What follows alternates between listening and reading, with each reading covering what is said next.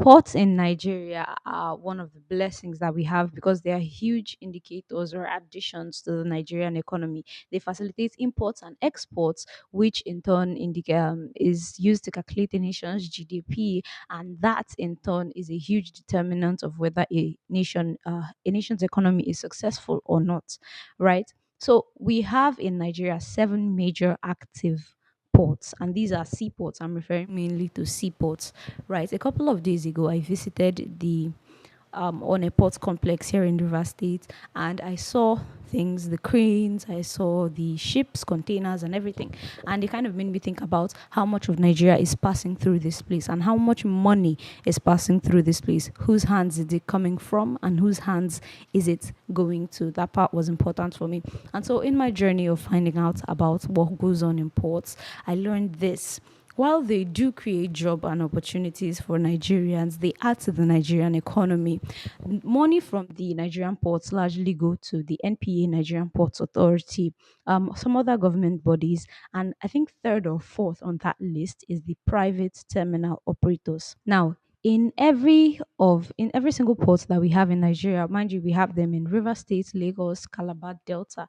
We have these ports around Nigeria. There are private terminal operators. These do not belong to the government. An example is APM in Apapa Port in Lagos.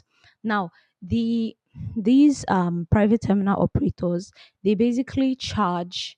They don't import or export anything, but they charge people that are importing and exporting for container loading fees, basically to offload and load the containers into the cranes. They also charge for stevedoring, basically physical labor, and what else?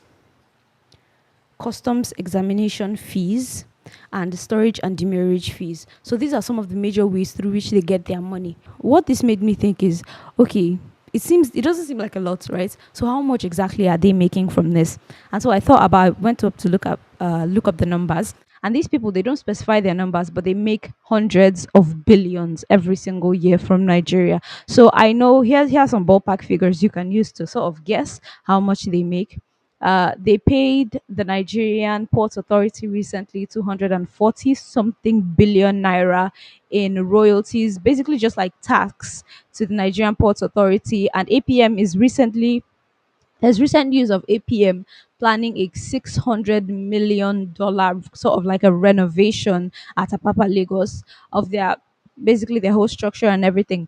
And so this kind of like gives you a ballpark idea of how much these people make from simply loading and offloading, charging demurrage fees. That's basically if you leave your container or your goods, whatever, in their storage for too long, they charge you for the extra time that it stays there and all of that. It seems like very little, but these people are obviously making billions off of Nigerian soil and activities that Nigerians should be doing. It led me to the question of why Nigerians are not the ones in charge of this economy. Why is Nigerians on Nigerian soil not the ones leading the industry in handling, in gatekeeping the goods and the exports and imports that leave and come into Nigeria? So why are we not the ones with the buildings at the ports? Why are we not the ones charging fees for goods that stay too long? Why are we not the ones charging for loading and offloading containers on our soil into ships on our waters? Why are we not the ones charging for that? And we don't even own the boats. We don't own the boats, we don't own the containers, we don't own any of that, right? These are just private terminal operators, right?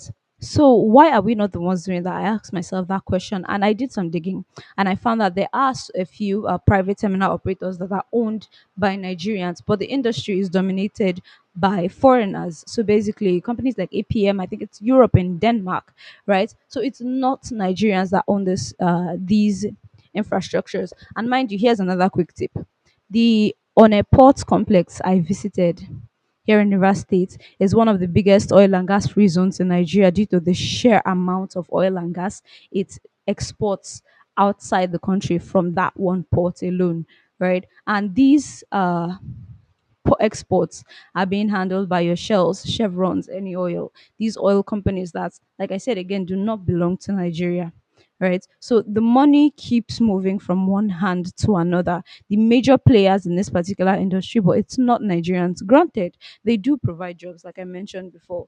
They do that.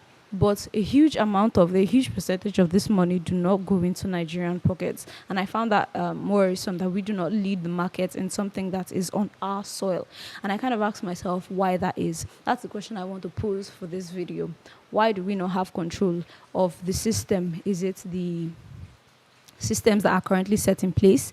Is it the sort of service that we possibly could give? Because I understand that Nigerian patterns, the way whenever we put our hearts into things, sometimes it doesn't go as smoothly as one would expect. And so, for the foreign standard is usually a lot better than what we provide. So, yeah, these questions: is it the system, the standard of service? Why exactly? Is it because it's so expensive? Well, it can't be that. But why exactly do we not have control of this particular industry? It's something so simple, it seems, anyways. Why do we not have control of that? And that's where I'll end this video with that question. Drop your thoughts in the comments. I'll see you on the next one. Ciao.